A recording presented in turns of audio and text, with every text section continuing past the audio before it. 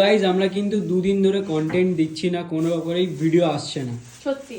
তো গাইস আমরা দুদিন ধরে কোনো রকম ভিডিও দিতে পারছি না, আর বুঝতে পারছো ফল কেন আমি পরে বলছি। তো হচ্ছে দুদিন ধরে কোনো রকম আমরা শুট করতেছি না, না ক্যানবিল অ্যাকচুয়ালি শুট, না শুভঙ্কর সরকারের শুট, না ইউটিউবের শুট, না ইনস্টাগ্রামের শুট, কিছুই আমরা পারছি না। তো তোমাদেরকে বলে দিই যে দাদার শরীরটা অনেকটাই খারাপ। তোমরা জানো আমাদের ঘুরতে যাওয়ারও কথা ছিল, বাট আমাদের ঘুরতে যাওয়াটা ক্যান্সেল মানে হয়ে গেছে, কারণ ওর প্রচন্ড পরিমাণে শরীর খারাপ, দুদিন থেকে প্রচুর জ্বর। তো আজকের এমার্জেন্সিতে আমরা দেখাতে গেছিলাম। আপাতত ডক্টর ওকে দুটো ওষুধ দিয়েছে না রে? কি কি দিয়েছে ওষুধ? একটা দিয়েছে অ্যান্টিবায়োটিক, একটা দিয়েছে আর একটা দিয়েছে প্যারাসিটামল, একটু মানে 1000 পাওয়ারের।